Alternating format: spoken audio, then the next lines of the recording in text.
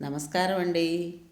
మనం ఇప్పుడు ఎద్దనపూడి సులోచనారాణి గారు వ్రాసిన మౌన తరంగాలు ఈ నవలలోని 17వ భాగాన్ని వినేద్దామా?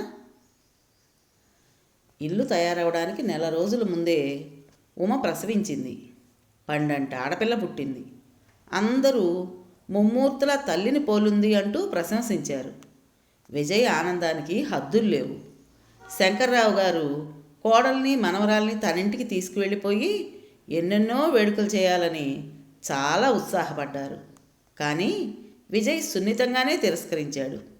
ఎలాంటి ఆర్భాటాలు వద్దు డాడీ, మనం ఏ వేడుక చేసినా అన్నమ్మగారు రాకపోవటం వల్ల అది ఉమని బాధ పెట్టినట్టు అవుతుంది.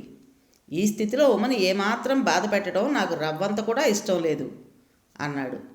ఆయన నిరుత్సాహపడినా అంగీకరించారు. కానీ రాజేశ్వరమ్మ దీన్ని పెద్ద విషయం చేసింది. మనమేం తప్పు చేయలేదు, మనమెందుకు రాజీ పడాలి అంటూ భర్తతో పేచీ పడింది. కూతుళ్ళు కూడా ఆవిడకు వత్తాసొచ్చారు. నువ్వు ఊరుకో రాజీ, చిన్నప్పుడు వాడి మంచి చెళ్ళు మనం ఇంత పట్టించుకున్నామా అంటూ నిలదీశారు శంకర్రావు గారు. మీ బుద్ధి పోనిచ్చుకున్నారు కాదు కదా, నాకు చురకలు వేయడానికి మీ మనసులో ఎప్పుడూ ఒక అట్లకాడ కాలుతూ ఉంటుంది అంది. ఊరుకో మమ్మీ, వాళ్ళకు లేనప్పుడు నువ్వెందుకు హైరాణ పడతావు అంది పద్మ. వాళ్ళకు లేకపోతే మనకు కావాలి అని మనం తెలియజేయాలి. అన్నయ్య ఏమీ ఇల్లరికి అల్లుడుగా వెళ్ళలేదుగా. అన్నయ్య లేనప్పుడు నువ్వే ఉమకి మా ఇష్టం ఇది అని చెప్పి ఏర్పాటు చేసేయి అంది అరుణ. రాజేశ్వరికి ఇది నచ్చింది. ఉమని విజయ్ తన ఇంటికే తీసుకువెళ్ళిపోయాడు. విశాలమ్మ గారు వచ్చి, విజయ్, ఉమని మా ఇంటికి తీసుకువెళ్తాను, 3వ నెల వచ్చే వరకు నా దగ్గరే ఉంటుంది అంది. వద్దా ఆంటీ, ఉమని బేబీని నేను చూసుకోగలను. కంప్యూటర్ ఇంట్లో కూడా ఉంది. నేను ఆఫీస్ పని ఇంటి నుంచే చేసుకోగలను అన్నాడు. చూసారా, విశాలమ్మ గారు అడిగినా పంపడం లేదుట విజయ్. వాళ్ళ మధ్య గాలి చొరబడే సందు కూడా ఇవ్వడం లేదు. ఫోన్లో ఈ వార్త విన్న రాజేశ్వరమ్మ భర్త దగ్గర మండిపడింది. వాడి సంగతి వాడికి తెలుసు, ఇక నువ్వు ఆ ప్రసక్తి ఎత్తకు అంటూ మందలించారు ఆయన. రాజేశ్వరమ్మ ఊరుకోలేదు. పిల్లని చూడాలనే నెపంతో విజయ్ ఇంటికి వెళ్ళింది. పిల్లని ఎత్తుకుంటూ, దీన్ని వదిలి నేను మీ మామగారు ఉండలేకపోతున్నాము ఉమా అంది. మీరిద్దరూ వచ్చి ఇక్కడే మాతో ఉండండి అత్తయ్య అంది ఉమ. అదే నేను నిన్ను అడగదలుచుకున్నాను. నీ ఇల్లు మాదైనప్పుడు నా ఇల్లు నీది కాదా అని ఎవరన్నారు? నువ్వు విజయ్ నోటితో ఆ మాట అనరు, ప్రవర్తనలో చూపిస్తారు. అసలు ఎప్పుడైనా వచ్చి పట్టుమని 2 రోజులు మా దగ్గర ఉన్నారా మీ ఇద్దరు? ఇది పుట్టిన తర్వాత కూడా మీరు రాకపోతే ఎలా? నా ఫ్రెండ్స్ అందరూ నా మనవరాలను చూడాలని తప్పిస్తున్నారు. వాళ్ళందరినీ నేను ఇక్కడికి ఎలా తీసుకురాను? మమ్మల్ని ఎందుకు ఇంత బాధ పెడుతున్నారు? మేము ఏం అన్యాయం చేశామని మాకు ఈ శిక్ష? నాకు మాట మాత్రంగా కూడా చెప్పకుండా మీ ఇద్దరూ పెళ్లి చేసుకున్నా నేను కిక్కురు మనలేదు. వాడి సుఖమే మా సుఖం అనుకున్నాం. ఈ ప్రపంచంలో కొంతమంది తల్లిదండ్రులు తమ పిల్లల్ని కాళ్ళ దగ్గర పడేసుకుని ఉంచుకోవాలని, వాళ్ళ కనుసన్నల్లో ఉండాలని శాసిస్తారు. కాదంటే మొహం కూడా చూడరు. చచ్చిన వాళ్ళతో జమ అంటారు. మీ అమ్మ నిన్ను చూడటానికి రాకపోతే శిక్ష మాకా? కాదు అంది ఉమ గట్టిగా. ఉమ కన్నీళ్లని మనసులోనే అదింపెట్టేసింది. మా మనవరాలు మా దగ్గర ఉండాలని ఉంటుంది. మీ మామయ్య గారు ఎంత కుమిలిపోతున్నారో తెలుసా? అన్నం కూడా సరిగ్గా తినడం లేదు. కొడుకు కోడలు వాళ్ళని దూరం పెట్టేశారని అందరూ అనుకుంటున్నారు. తలెత్తుకోలేక చస్తున్నాం. ఉమా ధైర్యంగా ఆవిడ మాటలు ఎదుర్కొంటోంది. సారీ అత్తయ్య, మీకు బాధ కలిగించాం, క్షమించండి. మేమంత దూరం ఆలోచించలేదు అంది. ఎలా ఆలోచిస్తారు? ఎంతసేపు మీ గొడవే మీకు. విజయ్ రాగానే నేను మాట్లాడతాను అంది ఉమ. మాట్లాడతాను కాదు, మీరు ఈ చంటిదాన్ని తీసుకుని రావాలి, మా సరదాలు మమ్మల్ని తీర్చుకోనివ్వాలి అనేసి వెళ్ళింది ఆవిడ. విజయ్ వచ్చాడు. ఉమా నిస్తేజంగా కూర్చునుంది. పిల్ల ఉయ్యాల్లో ఏడుస్తోంది. ఏమిటి ఉమా, ఏ లోకంలో ఉన్నావు? చిన్ని ఇంత ఏడుస్తుంటే వినిపించటం లేదా అంటూ వెంటనే వెళ్ళి పిల్లని ఎత్తుకుని చేతుల్లోనే ఉంచుకుని ఉయ్యాలలాగా ఊపాడు. అప్పటికే అతని చేతులు బాగా అలవాటైనట్టు చిన్ని ఏడుపు మానేసింది. ఎందుకు అలా ఉన్నావు? కూతుర్ని ఎత్తుకుని దగ్గరకు వచ్చి కూర్చుంటూ అడిగాడు. విజ్జు, మనం మీ మమ్మీ వాళ్ళ ఇంటికి వెళ్ళి కొద్ది రోజులు ఉందాం. ఉమ స్టేట్మెంట్ వినగానే అతను కనుబొమ్మలు ఎత్తాడు. ఏమిటి ఈ హఠాన్ నిర్ణయం? హఠాత్తుగా కాదు, బాగా ఆలోచించే అన్నాను. ఆ నిర్ణయాలు అయిపోయినాయి. నువ్వు చిన్ని ఎక్కడికి వెళ్ళడం లేదు. డాడీ మీకు ఇల్లు ఇచ్చాడు, దాంట్లోనే ఉంటున్నారు. కానీ ఉమ ఏదో చెప్పబోయింది. అతను చేయి ఎత్తి వారించాడు. ఉమా ప్లీజ్, ఆ టాపిక్ అయిపోయింది. చిన్నీకి పాలు తాగే టైం అయింది, నాకు కాఫీ టైం కూడా. నువ్వు చిన్నీని ఎత్తుకుంటే నేను ఆ రెండూ తెస్తాను. వద్దు, నేనే తెస్తాను. ఉమా లేచి వెళ్ళిపోయింది. విజయ్ ఉమ ప్రవర్తన, ఆ ముభావం అర్థం కానట్టు చూశాడు. ఇంతలో ఫోన్ మోగింది. విశాలమ్మ గారు చేసింది. చిన్ని ఎలా ఉంది? విజయ్తో మాట్లాడేటప్పుడు అందరూ అడిగే మొదటి ప్రశ్న అదే. బాగుంది అన్నాడు. విజయ్, మీ మమ్మీ వచ్చారా? తెలీదు, నేను ఇప్పుడే వచ్చాను, ఉమను అడుగుతాను అని అతను ఫోన్ పక్కకు తీసి, ఉమా మమ్మీ వచ్చారా అని బిగ్గరగా అడిగాడు. వచ్చి వెళ్ళారు. జవాబు ఆలస్యంగా వచ్చింది. వచ్చి వెళ్ళిందట ఆంటీ. విజయ్, నేను మాట చెప్తాను విను. మీ మమ్మీ డాడీ చాలా బాధపడుతున్నారు. ఉమని చిన్నీని వాళ్ళ ఇంట్లో కొద్ది రోజులు అట్టే పెట్టుకోవాలని చాలా ఉంది. మేమున్నది కూడా వాళ్ళ ఇల్లే కదా. ఎంత దూరమని కారులో అరగంట ప్రయాణం. వాళ్ళ ఇంట్లో ఉన్నది వేరు కదా. వాళ్ళకి కొద్ది వేడుకలు చేసుకోవాలని, ఫ్రెండ్స్ అందరికీ చూపించుకోవాలని. దానికి చాలా టైం ఉంది ఆంటీ. ప్రస్తుతం మాత్రం మేము ముగ్గురం ఎక్కడికి రావని డాడీకి చెప్పేశాను. మీ మమ్మీ చాలా గొడవ చేస్తోంది. దేనికో దానికి గొడవ కానీ హంగామా కానీ చేయకపోతే ఆవిడికి నిద్ర పట్టదు. అది ఆవిడికి కాలక్షేపం. ఏదో పెద్దదాన్ని చెబుతున్నాను.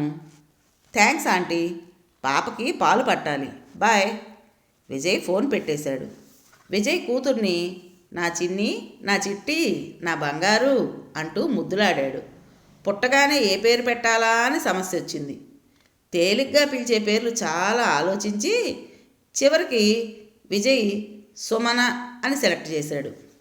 నా జీవితం 2 భాగాలు, సగం ఉమకి సగం సుమకి అన్నాడు కూతుర్ని ముద్దాడుతూ. ముద్దు పేరు మాత్రం ఏం ఆలోచించలేదు. ఉమ చిన్ని అని పిలవడం ప్రారంభించింది. విజయ్కి అర్థమైంది. అందులో చిట్టి అనే తల్లి పిలుపు జ్ఞాపకం ప్రతిధ్వనిస్తోంది. ఉమ ఎంతసేపటికి కాఫీ పాలు తేవడం లేదు. విజయ్ కూతుర్ని ఎత్తుకుని ముద్దాడుతూ చిన్ని, పొన్ని, గిన్ని అంటూ లోపలికి వెళ్ళాడు. అక్కడ ఉమ పాలు కలిపే ప్రయత్నమే మర్చిపోయినట్టు వంటగదిలో కిటికీ దగ్గర నిలబడింది. ఉమా పిలిచాడు. ఆమె అలా నిలబడటంలోనే అతనికి తను ఏదో వ్యధకి గురైందని అర్థమైపోయింది. ఉమా నిస్తేజంగా బయటికి చూస్తోంది. అతను వెనక నుంచి వచ్చి భుజం మీద చేయి వేసి తన వైపు తిప్పుకున్నాడు.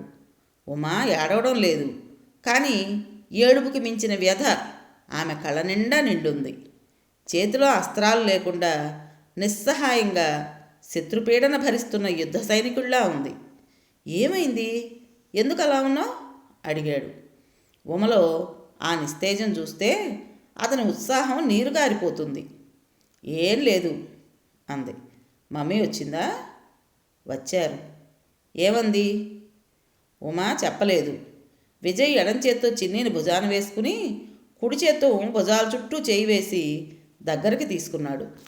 ఉమని నడిపించుకుంటూ తీసుకొచ్చి డైనింగ్ టేబుల్ దగ్గర కూర్చోబెట్టాడు. ఉమ భుజం మీద చేయి వేశాడు. ఉమా తగ్గు స్వరంలో పిలిచాడు. ఎప్పట్లా ఉమ తలెత్తి అతని వైపు చూడలేదు. అతను చేత్తో ఉమ గడ్డం సున్నితంగా ఎత్తుతూ అన్నాడు, ఉమా ఐఎమ్ సారీ. వచ్చి రాగానే చిన్ని ఏడుస్తుంటే దగ్గరికి తీసుకున్నాను. చిన్నీని ముద్దాడుతూ ఆ సంతోషంలో నిన్ను సరిగ్గా గమనించలేదు. మమ్మీ నిన్నేదో బాగా బాధ పెట్టే మాటలే అని వెళ్ళి ఉంటుంది, అవునా అన్నాడు. అది కాదు విజ్జు, ఉమా ఏదో చెప్పబోయింది. వచ్చిన వాళ్ళు నీకు దెబ్బ తగిలేలా రాయి విసిరారు. అది నీకు సూటిగా తగిలింది. నేను నీ దెబ్బ తగిలిన నీ బాధ గురించే ఆలోచిస్తున్నాను. ఆ రాయి ఎలాంటిది, చిన్నదా పెద్దదా, ఆ వివరాలు నాకు అవసరం లేదు. నీకు బాధ కలిగితే ఆ బాధ రెట్టింపయ్యి నాకు తాకుతుంది. ఉమా ప్లీజ్ మమ్మీ మాటలు పట్టించుకోవద్దు. ఉమ తలెత్తి అతని వైపు చూసింది. ఆమె ముఖం దుఃఖపు మేఘంలా ఉంది. విజయ్ వెంటనే ఉమ తలని దగ్గరికి తీసుకుని పొట్టకు అదుముకున్నాడు. ఇంకా తగ్గు స్వరంతో చెప్పాడు, మీ అమ్మగారు రాలేదనే బాధ నుంచి నిన్ను నేను రక్షించలేను. అందులో నేను పూర్తిగా ఆసక్తుణ్ణి. మిగతా వాటి గురించి నీకు ఇబ్బంది కలగకుండా చూడాలని నేను ప్రయత్నిస్తూనే ఉన్నాను. నువ్వు అలాంటి మాటల గురించి ఆలోచించి మనసు పాడు చేసుకోవద్దు. చిన్నిని చూడు, తనని చూస్తుంటే నాకు ప్రతి నిమిషం ఒక విలువైనదిగా అనిపిస్తుంది. మీ ఇద్దరినీ కలిపి చూస్తుంటే నా సంతోషం అస్సలు చెప్పలేకపోతున్నాను. భుజాన నిశ్శబ్దంగా పడుకున్న చిన్ని వీపు మీద బుజ్జగింపుగా తడుతూ, అయ్యో ఉమా, చిన్ని నిద్రపోతోంది, పాలు తాగాలి లేమ్మా, చిన్ని బొజ్జకి ఆకలేసిపోతుంది అంటూ చిన్నీని ఉమ ఒడిలో ఉంచి గబగబా వెళ్ళి పాలు కలిపి బాటిల్ తెచ్చిచ్చాడు. అప్పుడప్పుడు నాకు అనుమానం వస్తూ ఉంటుంది, అసలు తల్లిని నేనా నువ్వా? ఉమ చిరునవ్వుతో అంది. విజయ్కి ఉమ ముఖంలో చిరునవ్వు చూడగానే ఉత్సాహం వచ్చేసింది. ఉమ వీపు మీద తట్టుతూ, నువ్వే నువ్వే కానీ పాపం నవమాసాలు మోసావు కదా, ఆ భారం నేనొక్క నిమిషం కూడా మోయలేదు. ఇంత ఆనందం మాత్రం పంచుకుంటున్నాను. ఉండు ఉండు ఇంకో పని మిగిలిపోయింది. అతను వంటింట్లోకి వెళ్ళి గబగబా కాఫీ కలిపి తెచ్చాడు. నీ చేతులకే తప్ప నీ పెదవులకేం పని లేదుగా, తాగు అంటూ ఉమ చేత కాఫీ తాగించాడు. ఉమ వద్దంటున్నా వినలేదు. తల మీద చేయి వేసి అదిమి తాగించాడు. అసలు నీలాంటి భర్తలు ఈ ప్రపంచంలో ఎక్కడైనా ఉంటారా? ఇంత అదృష్టం ఇంకెవరికైనా ఉంటుందా అంది ఉమ. ఎందుకుండదు? చాలామంది ఆడవాళ్ళకి ఉండే ఉంటుంది. మన తరం వాళ్ళకి ఎక్స్ప్రెషన్స్ అన్నీ మంచి భాషలో చెప్పడం అలవాటు కాబట్టి చెబుతాం. మా నాన్న కజిన్ చలపతి గారని ఉండేవారు. ఆయన వాళ్ళ ఆవిడకి వంకాయలు ఇష్టమని 10 మార్కెట్లు తిరిగి లేతవి ఏరి కోరి తెచ్చేవారు. ఆవిడ ఆ కూర చాలా బాగా చేసేది. ఆయనకు ఆ తేవటంలో, ఆవిడకి అవి వండి పెట్టడంలో ఎంతో ఆనందం ఉండేది. వీటికి క్రియలే తప్ప మాటలుండవు. దానికి ప్రేమ అంటూ ఒక పదం లేని ప్రక్రియలవి. ఆ తరం వాళ్ళు భగవంతుడు అంటూ ఒక్క ఆయనని సాకారంగా కోరుకుంటారు. మిగతావన్నీ నిరాకారంగా, నిర్వికారంగా చేసే పనులుగా ఉంటాయి. అయినా ఈ ప్రపంచంలో మనిషికి ఒక బలహీనత ఉందమ్మా. ఇప్పుడు నువ్వు చాలా సుఖంగా ఉన్నావనుకో, నా అంత అదృష్టవంతులు ఈ ప్రపంచంలో ఎవ్వరూ ఉండరు అని స్టేట్మెంట్ ఇస్తావు. అలాగే వెదలు పడేవాళ్ళు నా అంత బాధపడేవాళ్ళు ఉండరు అంటారు. ఈ ప్రపంచంలో ఏ వర్గానికి చెందినా సాటి వాళ్ళు చాలామంది ఉండే తీరుతారు. అప్పుడప్పుడు విజయ్ గుండెలకు దగ్గరగా తలానించి అతను తగ్గుస్వరంలో చెప్పే విశ్లేషణలు వినడం ఉమకు చాలా ఇష్టం. ఒడిలో నిద్రపోతున్న సుమని ఎప్పుడు విజయ్ తీసుకుని తన ఒడిలో పడుకోబెట్టుకున్నాడో ఉమ గుర్తించనే లేదు. ఉమ మనసులో క్షణం క్రితం ముసురుకున్న విషాద మేఘాలు వెళ్ళిపోయినాయి. మనసు సుందరమైన ఆకాశంలా నిర్మలంగా, కాంతిమయంగా ఉంది. ఉమా విజయులు కట్టించుకుంటున్న ఇల్లు పూర్తయింది. నిరాడంబరంగా సొంత ఇంట్లోకి మారిపోయారు. ఇల్లు అందం, సౌకర్యాలు చూసి రాజేశ్వరమ్మ ఈర్ష్యపడితే శంకర్రావు గారు చాలా సంతోషపడిపోయారు. విజయ్ వద్దని వారించినా ఉమ వినకుండా కొత్త బట్టలు తెచ్చి శంకర్రావు గారికి, రాజేశ్వరమ్మకి ఇచ్చి నమస్కరించింది. విజయ్ నాకు అలవాట్లేదు, నేను పెట్టను అని తిరస్కరించాడు. శంకర్రావు గారు ఉమను ఆశీర్వదించారు. మనవరాలి మెడలో గొలుసు వేశారు. ఇవి నాకు ఇష్టం లేవు అన్నాడు విజయ్. విజ్జు, ఉమా కళ్ళతోనే వారించింది. వాళ్ళు వెళ్ళిపోయిన తర్వాత విజయ్ పాప మెడలో గొలుసు తీసేయమన్నాడు. ఎందుకు అలా అంటావు అంది ఉమ. ఈ గిఫ్ట్ కల్చర్ నాకు ఇష్టం లేదు. ఇది ఉండకూడని పద్ధతి. ఎవరో ఎప్పుడో అప్పటి అవసరాలను బట్టి పెట్టుంటారు. ఇప్పుడు మనిషి మెడ మీద కత్తిలా దాన్ని వంచటం ఎందుకు? నేను చాలామందిని చూశాను. గిఫ్ట్లు ఇవ్వడానికి భారమైందని బాధపడతారు. వాళ్ళకు తగ్గది ఇవ్వగలమా అని హైరాణ చెందుతారు. కొంతమంది మొక్కుబడిగా ఇచ్చామన్నట్టు ఇస్తారు. తీసుకున్న వాళ్ళు అంతే. ఎంత విలువ అని బేరీజ్ వేస్తారు, వెలకడతారు. మళ్ళీ వాళ్ళకి ఇవ్వాల్సిన అప్పుగా మనసులో గుర్తుపెట్టుకుంటారు. ఇంత గందరగోళం దేనికి? ఇలాంటివి లేకుండా మనిషి నిండు మనసుతో మాట్లాడుకునే మాటలు చాలవా? చాలవు. ఉమ గట్టిగా అంటూ తల తిప్పింది. నువ్వు వీటన్నిటికీ దూరంగా పెరిగావు కాబట్టి వీటి పట్ల నీ నమ్మకాలు వేరుగా ఉన్నాయి. నాకు ఇవి చాలా ఇష్టం. పండగలు, పూజలు ఇవన్నీ మనిషి సాంఘికంగా బలపడే అవకాశాలు. నువ్వన్నట్టు ఇది గిఫ్ట్ కల్చర్ కాదు, మనీ సర్క్యులేషన్ కల్చర్. మనీ చేతులు మారాలంటే ఏదో ఒక ప్రక్రియ చాలా అవసరం. పిలిచిన వారు ఖర్చుల్లో ఉంటారు. ఉడతాభక్తిగా మనకు తోచినది మన శక్తి మేర వారికి కానుకగా ఇవ్వడం అనేది ఆచారం. కొంతమంది నిజంగా చాలా ప్రేమగా తమ గుర్తుగా ఇస్తారు. ఇప్పుడు నువ్వు డబ్బిబ్బందుల్లో ఉన్నావా? ఈ గొలుసు నిన్ను ఆదుకుంటుందా? అతను గొలుసు తీసేయబోయాడు. ఉమ అతని చేతిని గట్టిగా పట్టుకుని ఆఫ్ చేసింది. క్షణంసేపు చేతిని విడిపించుకుని గొలుసు తీసేయాలని అతన్ని ఆ పని చేయకుండా ఉమ, ఇద్దరి మధ్య మౌన యుద్ధం జరిగింది. విజయ్ లొంగిపోయినట్టు ఆగిపోయాడు. ఉమ కూడా ప్రతిఘటన ఆపు చేసేసి ప్రశాంతంగా అయింది. ఆ గొలుసు నా కూతురు ఎందుకు తీసుకోవాలి? నేను నా కూతురికి ఈ ప్రపంచంలో ఉన్న నగలన్నీ కొనగలను. వాళ్ళ తాతగారి ప్రేమను కొనలేవు. అదే నీకు నేను స్పష్టం చేయదలుచుకున్నది. చిన్ని మీద నాకు నీకు తప్ప ఎవ్వరి ప్రేమ ఉండడానికి వీల్లేదు. అదే నేను చెబుతున్నాను, బాగా విను. చిన్నిది తాతగారిది రక్త సంబంధం. ఆయన్ని కాదనే హక్కు నీకు లేదు. నువ్వెందుకు డాడీని ఇలా వెనకేసుకొస్తున్నావు? ఆయన్ని అర్థం చేసుకున్నాను కాబట్టి. ఇలాంటివి నీకు ఇష్టం లేదంటే ఒక్క మాట అడుగుతాను, జవాబు చెప్పు. నా ఈ వేలికి ఈ ఉంగరం ఎందుకు పెట్టావు? ఉమ చేయి చాచి చూపిస్తూ అంది. అది వేరు ఉమా, అది గిఫ్ట్ కాదు. అతను ఆవేశంగా అనబోతుంటే ఉమ అతన్ని వారించింది. ఆగు, నిన్ను నేను తర్కించటం లేదు. ఇష్టమైన వ్యక్తికి మన అభిమానంగా ఇచ్చేది కూడా గిఫ్ట్ కల్చర్లోకే వస్తుంది. ఒప్పుకుంటున్నాను. అబ్బా, నీతో తర్కంతో గెలవడం చాలా కష్టం. తర్కంలో నీకింత విఘ్నత ఎలా వచ్చింది? ఉమా అతని తల మీద చేయి వేసింది. నీలా నేను ఒంటరిగా పెరగలేదు. ఒంటరితనంతో కుచించుకుపోలేదు. 10 మంది మధ్య పెరిగాను. అందరి ఆలోచనలు అర్థం చేసుకునే నేర్పు ఆ వాతావరణమే నాకు నేర్పింది అనుకుంటున్నాను. విజ్జు, ఏ విషయం పట్లైనా, ఏ వ్యక్తి పట్లైనా మనం ఏకకోణంగా చూసి నిర్ణయాలు చేసి విముఖత్వం పాటించకూడదు. అర్థం చేసుకోవడానికి ప్రయత్నిస్తే జీవితంలో సగమైన సుఖశాంతులు మనకు దక్కుతాయి. ఉమా, గొలుసు తీసేయమన్న మాట పూర్తిగా ఉపసంహరించుకుంటున్నాను. చిన్నీకి వాళ్ళ తాతగారికి మధ్య ఉండే ప్రేమకి నేను అడ్డుగా ఉండకూడదని కూడా తెలుసుకున్నాను. థ్యాంక్స్ ఉమా, నువ్వు నిజంగా నాకు సగభాగానివి. భార్యాభర్తలిద్దరూ ఒకే భాగం. అందులో సగభాగం తప్పుదోవను వెళ్తుంటే మిగతా సగం ఆపి నిలువరించాలి అన్నాడు. అతనికి ఉమా అంటే ఆ క్షణంలో ఇంకా అపురూపంగా అనిపిస్తోంది. ఉమా అత్యంత ఇష్టంగా, ఎంతో అపురూపంగా అన్నమ్మగారి గది సర్దుతోంది.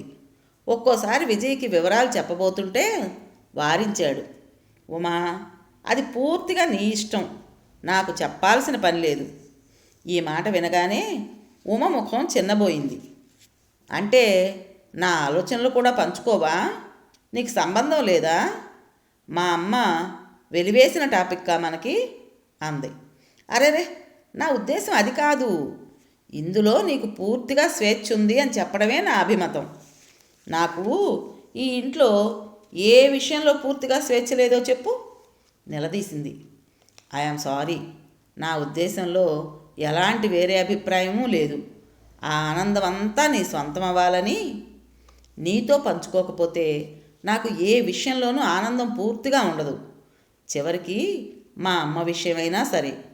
విజ్జు, నువ్వు నేను వేరు ఎలా కాదో అమ్మ కూడా మన నుంచి వేరు కాదు. ఆవిడ తప్పకుండా మనసు మార్చుకుంటుంది, మన దగ్గరకు వస్తుంది. మన చిన్నీని నాకంటే నీకంటే ఎక్కువగా ప్రేమిస్తుంది. ఆ ప్రేమను చూసి నువ్వు ఆశ్చర్యపోతావు అంది. ఉమ మాటల్లో దృఢమైన నమ్మకం కనిపిస్తోంది. ఉమ ఎప్పుడైనా తమ కుటుంబానికి మమ్మీ డాడీలతో సహా కొత్త బట్టలు కొన్నప్పుడు ఒక చీర జాకెట్టు తెచ్చి విడిగా దాస్తుంది. అన్నమ్మగారి గదిలో లతలతో చెక్క పార్టీషన్ ఉన్న అవతల భాగంలో చలువరాతి తాపడం చేసిన చిన్న పూజా మందిరం, దానిలో శ్రీరామచంద్రుడు తన ఇష్ట భక్తురాలి కోసం వేచి చూస్తున్నట్టు ఫోటో. ఆ మందిరానికి ఉమ వడ్రంగితో చెప్పి ప్రత్యేకంగా తలుపులు చేయించింది. అవి లతలు, పువ్వులు, నగిషీలు చెక్కిన కొయ్య తలుపులు. వాటికి హ్యాండీక్రాఫ్ట్ ఎంపోరియం నుంచి చిరుగంటలు తెచ్చి అలంకరించింది. తలుపులు తీస్తే అవి చేసే చిరు శబ్దం వీణుల విందుగా చూడముచ్చటగా ఉంటాయి. పార్టీషన్ యువతల ఆవిడ కోసం మంచం, దాని మీద మెత్తటి పరుపు, దిండు, వాటి మీద అంతకంటే సుతిమెత్తని నేత దుప్పటి, దిండు గలీబులు. ఎదురుగా గోడ మీద రామాయణం చిత్రించిన రాజస్థానీ బట్టకి అందమైన ఫ్రేమ్ కుడివైపు లేవగానే కనిపించేటట్టు తపోముద్రలో ఉన్న ఆంజనేయ స్వామి, పక్కనే అందరి దేవుళ్ళ ఫోటోలు. ఉమ మనసులో అమ్మకిష్టం అనుకున్న ఊహకి ఆ గది సాకారం. మంచానికి కొద్ది దూరంలో తలుపుకి నిలువుటద్దం ఉన్న గాడ్రేజ్ బీరువా. అందులో తలుపు తెరిస్తే అమ్మకి ఇది బాగుంటుంది అంటూ షాపింగ్కి వెళ్ళినప్పుడల్లా సెలెక్ట్ చేసి తెచ్చిన చీరల దొంతర్లు, వాటి మీదకి సరైన రంగుల్లో రవికలు. ఇంకో పక్క కాశీ నుంచి ఎవరో వెళ్ళొస్తుంటే తెప్పించిన రుద్రాక్ష స్ఫటికమాలలు, అందమైన డబ్బాలో విభూది. రామా రామా ఆ గదివి ఉమకి స్వయంగా అమ్మకి ప్రతిరూపంగా తయారైపోయింది.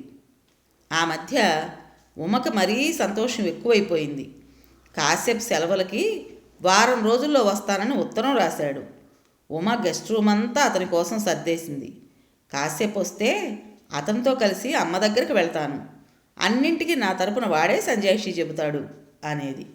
ఆ రోజు చిన్ని నిద్రపోయిన తర్వాత, రాత్రి పొద్దుపోయిన తర్వాత ఇద్దరు వచ్చి బాల్కనీలో ఉన్న ఉయ్యాల్లో కూర్చుని వేడివేడి ఫ్రెష్ కాఫీ తాగుతూ రాత్రివేళ ఆకాశంలో నక్షత్రాలు, భూమి మీద లైట్లతో మెరిసిపోతున్న నగర సౌందర్య శోభని పక్కపక్కన కూర్చుని నిశ్శబ్దంగా కన్నుల పండువుగా ఉన్న ఆ దృశ్యాన్ని తిలకిస్తున్నారు. ఉమా అతని పక్కన కూర్చుని అతని భుజం మీద తలానించింది. అతని ఒక చెయ్యి ఆమె నడుం చుట్టూ, రెండో చెయ్యి ఆమె చేతిలో జత కలిసి బిగించుంది. ఉమ వెచ్చటి ఊపిరి అతని మెడ దగ్గర. ఇద్దరికీ మాటలే అవసరం లేనట్టుండేవాళ్ళు. ఒకరి దగ్గరగా ఒకరు కూర్చున్న శరీర స్పర్శ, చల్లటి చిరుగాలి, ఎదురుగా ప్రశాంతంగా కనిపిస్తున్న అందమైన నగర శోభ, రాత్రి నిశ్శబ్దం, ఇష్టమైన ఇద్దరు ఒకరికి ఒకరు చేరువుగా కూర్చున్న ఏకాంతం.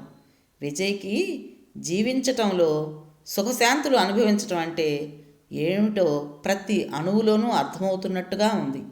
విజ్జు, ఉమ గొంతు కలలో మాట్లాడుతున్నట్టుంది. అతని కంఠం కూడా అలాగే ఉంది. మనిషి చాలా సంతృప్తిగా, ప్రశాంతంగా, ఆనందంగా ఉన్నప్పుడు ఏమనిపిస్తుందో చెప్పు? ఈ ప్రపంచంలో ఈ స్థితి కంటే గొప్పది ఇంకేదీ లేదు అనిపిస్తుంది. అంతేకాదు విజ్జు, అంతేకాదు, నాకింతకంటే ఇంకేం వద్దు అని కూడా అనిపిస్తుంది కదూ. నాకంటే నువ్వే కరెక్ట్గా చెప్పావు అన్నాడు. ఇప్పుడు నాకేం గుర్తుకొస్తుందో తెలుసా? తెలుసు, మీ ఊరు, మీ ఇల్లు, మీ అమ్మగారు. అవి గుర్తుకు రావడానికి నేను మర్చిపోతే కదా విజ్జు.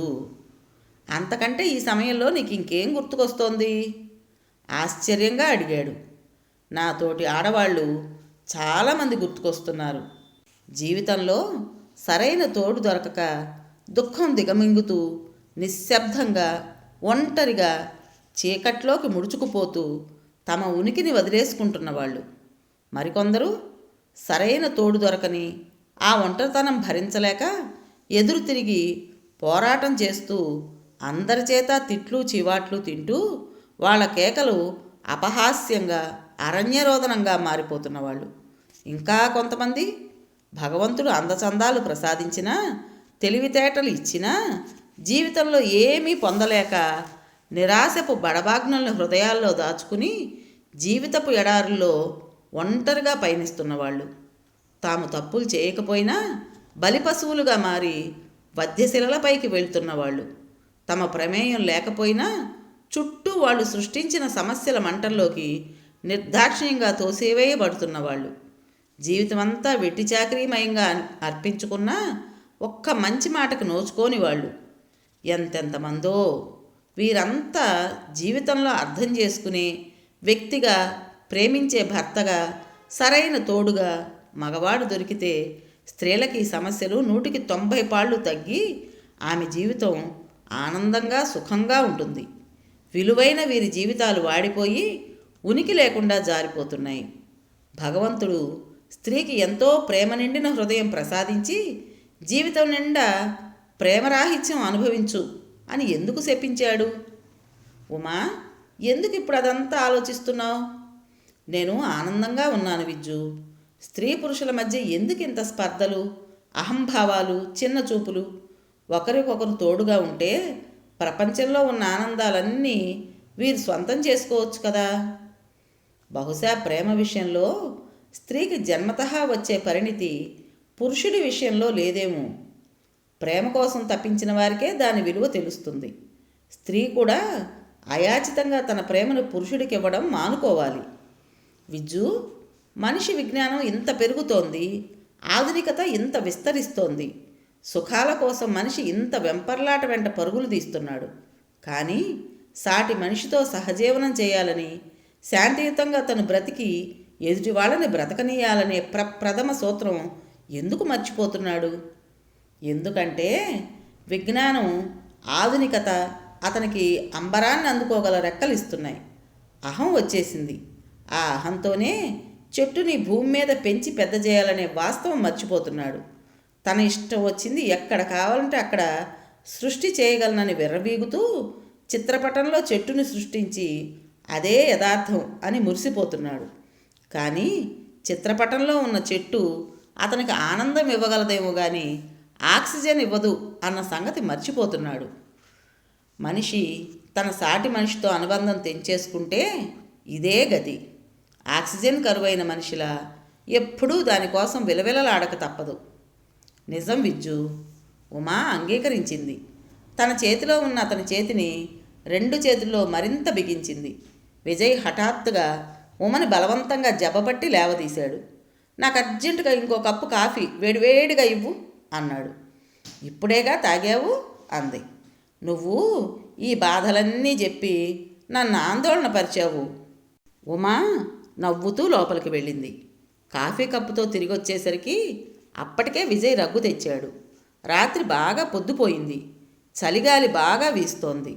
ఇద్దరూ ఉయ్యాల్లో కూర్చుని కాళ్ళ దగ్గరికి రగ్గు లాక్కుని ఒకే కప్పులో ఉన్న వేడివేడి కాఫీ ఒక్క గుక్క ఒకరు తాగి కప్పు మరొకరికి అందిస్తూ తాగుతున్నారు. నగరం కూడా రంగురంగు నక్షత్రాల దుప్పటి కప్పుకుని నిద్రపోతున్నట్టు లైట్లతో నిశ్శబ్దంగా ఉంది. నాకేమనిపిస్తుందో తెలుసా అంది ఉమ. బాధలు చెప్తున్నావా మళ్ళీ అన్నాడు. బాధలు పోయే మార్గం చెబుతున్నాను. ఎవరికి? మనుషులందరికీ. ఏమిటిది? సైంటిస్టులు క్యాన్సర్, టీబీ, ఎయిడ్స్ ఇలా ఎన్నో ప్రాణాంతక రోగాలకు మందులు కనిపెట్టి నయం చేస్తున్నారు కదా. అలాగే మనిషిలో ఉండే నేర, చోర, జార, హింసా ప్రవృత్తులు పోయేందుకు ఒక మందు కనిపెట్టాలి. మనిషిలో ఇవి కూడా రోగాలే. ఆ మందు వేయగానే ఆ రోగం నశించి ఆ వ్యక్తి మంచివాడు అవ్వాలి. అప్పుడు కానీ మనిషి శాంతంగా బతకలేడు. ఉమా ఉమా విజయ్ దగ్గరికి తీసుకున్నాడు. అవును, ఈ మార్పు మన శాస్త్రవేత్తలే చెయ్యాలి ఉమా దృఢంగా అంది. తెల్లవారుతోంది. ఎక్కడి నుంచో ఫోన్ మోగుతోంది. గాఢ నిద్రలో ఉన్న విజయ్ కనురెప్పలు అయిష్టంగా, భారంగా తెరుచుకున్నాయి. అతని పొట్ట మీద చిన్ని నిద్రపోతోంది. పక్కన పడుకుని ఉన్న ఉమ ప్రశాంత సుషుప్తిలో మునిగిపోయినట్టుంది. అతని కుడి చెయ్యి తన పొట్ట మీద ఉన్న చిన్ని చుట్టూ, ఎడమ చెయ్యి ఉమ మెడ కింద నుంచి ఉన్నాయి. నిద్ర లేవగానే ఈ జీవితంలో తనకున్న ఈ మధురమైన అనుబంధాలని కళ్ళారా తృప్తిగా ఒక్క క్షణం తనివిదేరా చూసుకోవడం అతనికి అలవాటు. అలా చూసుకుంటే మనసంతా ఒక నిండుదనం, ఒక స్థిరమైన శాంతి, మాటలతో చెప్పలేని ఒక అవ్యక్తమైన సుఖం. మనసంతా ఒక మహాటానికి తాగినట్టుగా ఆ రోజంతా ఎంతో ఉత్సాహంగా, రెట్టింపు జవసత్వాలతో శ్రమించగల శక్తి దొరికినట్టుగా ఉంటుంది. కానీ ఈరోజు అతనికి ఆ అవకాశం ఇవ్వకుండా ఫోన్ తన ఆగలేనట్టు ఒకటే మోగుతోంది. విజయ్ ఉమ మెడ కింద చేయి కదిపితే తనకి ఎక్కడ మెలకు వస్తుందో అన్నట్టు చిన్ని చుట్టూ ఉన్న చేయి తీసి ఫోన్ అందుకున్నాడు. హలో, నిద్రాభారంగా తగ్గు స్వరంలో అన్నాడు. Hello hello. అవతలి వ్యక్తి దూరం నుంచి పిలుస్తున్నట్టు అరుస్తున్నాడు.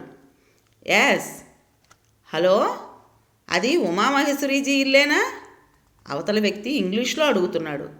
యాస్. విజయ్ ధృవీకరించాడు. ఆవిడ్ని ఒక్కసారి పిలుస్తారా? చాలా అర్జెంటు. ఏమిటి పని? ఉమకి మెలకు రాకుండా జాగ్రత్త పడుతున్నట్టు ఇంకా తగ్గు స్వరంలో అడిగాడు. అతని వ్యాపారంలో ఉమ సహభాగస్వామి. చాలా ముఖ్యమైన విషయాలు ఆమె చూస్తుంది. వేళాపాళా లేకుండా అపరిచిత స్వరాలు ఫోన్లో ఆమె అర్జెంటుగా కావాలి పిలవమని కోరటం అతనికి అలవాటే. ఉమామహేశ్వరీజీ ఉన్నారా లేరా? నేను చాలా అర్జెంటు విషయం చెప్పాలి. ఏమిటది? విజయ్ అడిగాడు. నేను ఆమె భర్తని. విజయ్జీనా? అవును. విజయ్జీ, నేను ఢిల్లీ నుంచి సోర్త్జీ మాట్లాడుతున్నాను. కాశ్యప్ నేను సరిహద్దుల్లో ఒకే టీంలో పనిచేస్తున్నాం. మా అమ్మ హార్ట్ ఆపరేషన్ ఉంటే నేను వచ్చాను. చాలా బ్యాడ్ న్యూస్. ఏమైంది? విజయ్ మనసులో ఎక్కడో ఏదో ప్రమాద ఘంటిక మోగుతోంది. కాశ్యప్ సరిహద్దు రక్షణ కాల్పుల్లో మరణించాడు. వాట్? మీరు రాత్రి టీవీ చూడలేదా? చచ్చిపోయిన 6 పేర్లు రిలీజ్ చేశారు. మేం చూడలేదే. విజయ్ ఉమ మెడ కింద చేయి లాక్కున్నట్టు తీసేసి పొట్ట మీద ఉన్న చిన్నీని పక్కకు జరిపేసి లేచి కూర్చున్నాడు. బహుశా ఇవాళ మీకు ఇంటిమేషన్ వస్తుందేమో. కాశ్యప్ భార్యకి డైవోర్స్ ఇచ్చాడు. వాళ్ళ దగ్గర ఉన్నది మీ అడ్రస్ ఒక్కటే. నేను కాశ్యప్ ఫ్రెండ్ని కాబట్టి హైదరాబాద్ అడ్రస్ కన్ఫర్మ్ చేయమని అడిగారు. 2-3 రోజుల్లో బాడీ మీకు పంపుతారు. నేను కూడా వస్తున్నాను బాడీ వెంట. విజయ్కి మాట రావడం లేదు. విజయ్జీ, ఉమామహేశ్వరీజీకి చెప్పండి. ఉంటాను. వివరాలు ఏమైనా అవసరమైతే మళ్ళీ చేస్తాను. పెట్టేస్తున్నాను. ఓకే. అతను ఫోన్ పెట్టేశాడు. ఏమిటి? ఉమా నిద్రలో అడిగింది. మళ్ళీ అంతలోనే పక్కకు తిరిగి పడుకుంది. గాఢ నిద్రలో ఒదిగిపోయింది. అతను ఉమ ముఖమే చూస్తున్నాడు. ఒక్కొక్క రోజు ఎంత భయంకరంగా మొదలవుతుంది. అతను లేచి మెట్లు దిగి కిందకి వచ్చాడు. టీవీ ఆన్ చేశాడు. రాత్రి న్యూస్ రిపీట్ అవుతోంది. మరణించిన వారి పేర్ల లిస్టులో కాశ్యప్ పేరుంది. విజయ్ ఈ వార్త భరించలేకపోతున్నాడు. అతని ఆంతర్యంలో అతను బలవంతా బిగబట్టి భుజం వడ్డి నిలుపుతున్న సౌధమేదో అతని కళ్ళ ముందే కుప్పకూలిపోతోంది. కాశ్యప్ త్వరలో వస్తాడని, తల్లి దగ్గరకు తీసుకువెళ్ళి రాజీ చేస్తాడని, ఆ రాజీ చేసే శక్తి అతనికి ఒక్కడికే ఉందని గాఢంగా నమ్ముతున్న ఉమ అతని రాక కోసం 1000 కళ్ళతో ఎదురు చూస్తోంది. విజయ్ గుండెల్లో ఆర్పలేని మంట మొదలవుతున్నట్టుగా గుండెల మీద చేయి వేసుకుని కూర్చున్నాడు.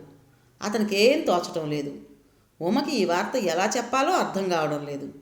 అతనికి భయంగా అనిపిస్తోంది. వెంటనే ఫోన్ తీసి సదాకి చేసి, వెంటనే నువ్వు ఇక్కడికి రా అని అడిగాడు. ఏమిటి ప్రొద్దుటే? సదా గొడుగుతుంటే, ప్లీజ్ వెంటనే రావాలి సదా అన్నాడు. అతని గొంతులో ఆ అర్థింపు ఎప్పుడూ ఎరగని సదా, ఏమైంది విజ్జు? ఉండు, వెంటనే వస్తున్నాను అన్నాడు. శేషగిరికి కూడా చేశాడు. శేషు, ఒక్కసారి వెంటనే రాగలవా? ఏమైంది? చిన్ని బాగుందా? ఉమ బాగుందా? ఆదుర్దాగా అడిగాడు. అందరం బాగున్నాం. నువ్వు త్వరగా రావాలిరా. వచ్చేయ్, ఎదురు చూస్తున్నావు నీకోసం అని పెట్టేశాడు. మెట్టు దిగి వస్తున్న ఉమ, ఏమిటి విశేషం? పొద్దుటే మిత్రులను ఆహ్వానిస్తున్నావు. నాకేమైనా ప్రెజెంట్ సర్ప్రైజా అంది. ఉమా, నాకు త్వరగా ఒక స్ట్రాంగ్ కాఫీ ఇస్తావా అన్నాడు ఉమ వైపు చూడకుండానే. సర్ప్రైజ్ గురించి చెప్పవన్నమాట. ఓకే అని వెళ్ళిపోయింది. చిన్ని లేవడంతో ఉమ చిన్ని పనులతో బిజీగా ఉండిపోయింది. సదా శేషగిరిల కార్లు వచ్చి ఆగాయి. ఇంట్లోకి పరిగెత్తినట్టే వచ్చారిద్దరూ. ఏమిటి? ఏమైంది? ప్రశ్నలతో ఉక్కిరిబిక్కిరి చేస్తున్న వారిద్దరినీ విజయ్ తన గదిలోకి తీసుకువెళ్ళాడు. అతను చెప్పిన వార్త వినగానే వాళ్ళిద్దరూ నిశ్చేష్టులయ్యారు. శేషు, నువ్వే ఈ వార్త ఉమకు చెప్పాలి. ప్లీజ్, నాకు ఆ ధైర్యం లేదు అన్నాడు విజయ్. అవును, నీ కలలు తగలబడిపోయాయి అనే ఈ శుభవార్త నేను ఉమకి చెప్పాలి కదూ? శేషగిరి వ్యధగా అన్నాడు. కాశ్యప్ శవపేటకొచ్చింది. వెంట సూర్జిత్ కూడా వచ్చాడు. తన ఊరు గురించి, ఉమా విజయుల గురించి ఎప్పుడూ చెప్పేవాడని, సుమనని చూడాలని ఉవ్విళ్ళూరేవాడని చెప్పాడు. అతని శవం పంపిస్తున్నారని తెలియగానే విశాలమ్మ గారు అతని తండ్రికి కబురు చేసింది. పక్షవాత వచ్చి మంచంలో ఉన్న ఆయన తనేం చేయలేనని, తన వల్ల ఏమీ అవదనే నిస్సహాయతతో ఏడుపే సమాధానమైంది. జరగాల్సిందంతా ఎలా చేస్తుందో ఏం చేస్తుందో ఉమనే చూసుకోమను అన్నాడాయన. ఊరు నుంచి సేతుమాధవ వచ్చాడు. అన్నమ్మని తీసుకురాలేదా అన్నయ్య అంది విశాల. దాని నవనాడులు ఇంకా పాతాళంలోకి కుంగిపోయాయే విస్సు. ఇన్ని రోజుల్లో అది నాతో మాట్లాడిన మాట కాసేపు ఎప్పుడొస్తున్నాడన్నయ్యా అని మాత్రమే. చాలా ఆశగా వాడి కోసం ఎదురు చూసింది. దాని మనసులో ఏముందో ఏమో, వాడొస్తే అన్ని బాధలు తీరతాయి అన్నట్టు బతికింది. ఈ మాట వినగానే విశాలమ్మ నిట్టూర్చింది. ఉమా, శవపేటకి మన ఊరు తీసుకెళ్దామా అని అడిగింది విశాలమ్మ. వద్దా ఆంటీ, బాబాయ్ అన్ని అధికారాలు నాకు ఇచ్చాడుగా. అక్కడికి తీసుకువెళ్ళి వాళ్ళందరి ముందు పెట్టి చెప్పకుండా మిలిటరీలోకి వెళ్ళిపోయాడని వాడిని, చెప్పకుండా పెళ్లి చేసుకుందని నన్ను అందరూ తలో మాట అంటే నేను భరించలేను. ఉమా ఏడ్చేస్తూ అంది. కాశ్యప్ కోరిక ప్రకారం అతని అంత్యక్రియలు విద్యుత్ దహనంగా జరిపించబడ్డాయి. కాశ్యప్ మరణంతో తన ఇంట్లో సగం ఆనందం ఏదో సమాధి అయిపోయినట్టే ఉంది విజయ్కి. ఉమ ఎప్పుడు చూసినా సుమని ఒళ్ళో పెట్టుకుని అచేతనంగా కూర్చుండిపోతోంది. సుమన ఆలనా పాలనాలో కూడా ఏకాగ్రత పోయింది. విజయ్కి ఉమ ఆవేదన బాగానే అర్థమవుతోంది. కాశ్యప్ వస్తే అతనితో కలిసి సుమనని తల్లి దగ్గరికి తీసుకువెళ్లాలని ఎంతగానో ఎదురుచూసింది. ఆ కల కాస్త భగ్నమైపోయింది. కంపెనీ బాగోగుల్లో కూడా శ్రద్ధ తగ్గిపోయింది. మనకు ఉన్నది చాలదా, ఎందుకు ఈ శ్రమ అంటూ విముఖత్వం చూపించసాగింది. ఉమ ఒక్కసారి హఠాత్తుగా ఆవేశంగా, విజ్జు, నేను నిర్ణయానికి వచ్చాను అంది. ఏమిటి? సుమనని మోకాళ్ళ మీద కూర్చోబెట్టుకుని ఊపుతూ సుమన కిలకిలా నవ్వుతుంటే ఆనందిస్తూ అన్నాడు. సుమనని తీసుకువెళ్ళి అమ్మ దగ్గర వాకిట్లో వదిలొస్తాను. వాట్? విజయ్ లేచి సరిగ్గా కూర్చున్నాడు. చిన్ని బుడిబుడి నడకతో ఉమ దగ్గరకు రావడానికి ప్రయత్నిస్తోంది. అవును, అమ్మ నా దగ్గరకు రాదు. అమ్మ మళ్ళీ ఈ లోకంలోకి వచ్చి మామూలు మనిషి అవ్వాలంటే అది ఒక చిన్ని వలనే సాధ్యమవుతుంది. చిన్నీని చూస్తే అమ్మ వదలలేదు. చిన్నీని అమ్మకిచ్చేద్దాం. షటప్ అన్నాడు. అతని ముఖంలో, అతని హృదయంలో అపురూపమైన దాన్నేదో ఉమ హత్య చేయడానికి కత్తి దింపుతున్న విలవిల ఉంది. ఉమ తెల్లబోయింది. ఏనాడు కలలో కూడా ఊహించనిది జరిగింది. విజయ్ పరుషంగా తిరస్కరిస్తున్నాడు. ఆమె కళ్ళల్లో ఆగ్రహం కణకణలాడుతోంది. Mind your language. స్పష్టంగా. విజయ్ అప్పటికే పశ్చాత్తాపడుతున్నాడు. కోపంతో నిండిన మనసుని ప్రశాంతపరచుకుంటున్నాడు. I'm sorry, really sorry. దగ్గరకు వచ్చాడు. భుజం మీద చేయి వేయబోతుంటే ఉమ విసురుగా తోసేసింది. ఆ తిరస్కారం అతన్ని హతాశుణ్ణి చేసింది. భార్యాభర్తలు అన్న తర్వాత కోపం రాదా? కోపంలో చనువుతో ఒక చిన్న మాట తోలకూడదా? నిస్సహాయంగా అడిగాడు. తోలకూడదు. తూలితే నువ్వు చూపే సంస్కారం నీలో లేనట్టే. ఏమనుకుంటున్నావు నువ్వు? అమ్మను వదిలేసి నీ దగ్గరకు వచ్చాను కదా అని ఇక నువ్వే దిక్కు అనుకుంటున్నావా? కళ్ళు ఎర్ర చేస్తూ అంది. ఉమా, ఉమా. అతను బలవంతంగా ఉమ రెండు చేతులు పట్టుకున్నాడు. ఉమా అతన్ని తోసేయబోయింది. అతను వదలలేదు. ఉమా అపరకాళికలా ఉంది. నేను ప్రేమకు కరువాచి నీ దగ్గరికి రాలేదు. డబ్బు లేక డబ్బు కోసం రాలేదు. అవి లేకపోయినా దొరక్కపోయినా, ఒంటరిగానైనా దరిద్రంతోనైనా ఉన్నదాంతో బ్రతకగలను. నేను డబ్బుకి కానీ, ప్రేమకు కానీ, సంతోషానికి కానీ యాచకురాల్ని కాదు, తెలిసిందా? విజయ్ బలవంతంగా ఉమ చేయి చెంప దగ్గరకు లాక్కుని చెంప మీద ఒక్కటి వేయించుకున్నాడు.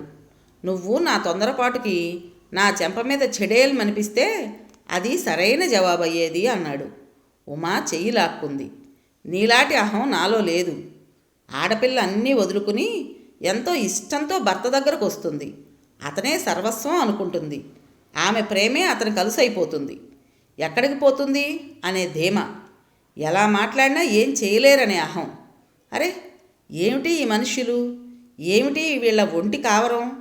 సాటి మనిషి అనే మాట కూడా మర్చిపోయి అధికారం చెలాయించడం, నోటికొచ్చినట్టు మాటలు తోలడం అది గొప్ప? అది సమర్థత? ఎన్ని యుగాలు గడిచినా మీ మగాళ్ళు మారరా? అసలు ఈ ప్రపంచంలో ఏ మనిషి ఇంకో మనిషి కంటే గొప్ప కానే కాదు. గొప్ప అనుకుంటే అది అతని అల్పత్వం, మూర్ఖత్వం. ఉమా, ఉమా, క్షమించమని అడిగాను, విజయ్ నిస్సహాయంగా అన్నాడు. అది ఇంకా చాలా అసహ్యం. నీలాంటివాడు ఇంకొకరిని క్షమించమని అడిగేటంత స్థితికి దిగజారడం. ఉమా, నువ్వు నాకు పిచ్చెక్కిస్తున్నావు. నువ్వే నాకు పిచ్చెక్కించావు. నేను నిన్నేం అనలేదు. చిన్నీని మీ అమ్మగారి దగ్గర వదిలే ఆలోచనే నేను భరించలేకపోతున్నాను. అదే అడుగుతున్నాను, ఎందుకు భరించలేవు? నీకు నేను తోడున్నాను, నాకు నువ్వున్నావు. కానీ అమ్మకి ఎవరున్నారు? ఒంటరిగా ఆ ఇంట్లో. ఉమకి దుఃఖం వచ్చేసింది. చిన్ని వాళ్ళిద్దరి అరుపులకి భయపడింది. ఒక్కసారిగా ఏడుస్తూ ఇద్దరి దగ్గరికి వచ్చి ఇద్దరి కాళ్ళ చుట్టూ చేతులు వేయడానికి ప్రయత్నిస్తోంది. విజయ్ ఇది చూడగానే గభాలన వంగి కూతుర్ని ఎత్తుకున్నాడు. విన్నారు కదండి, మౌన తరంగాలు 17వ భాగం పూర్తయింది. మరి మీకు నచ్చిందా? నచ్చితే లైక్ చేసి మరో నలుగురికి షేర్ చేయండి. అలాగే ఇటువంటి మంచి మంచి నవలలు, కథల కోసం కొత్త వాళ్ళు మన ఛానల్ని తప్పకుండా సబ్స్క్రైబ్ చేసుకోండి. రేపు 18వ భాగంతో మీ ముందుకు వస్తాను. అప్పటి వరకు ఉంటానండి.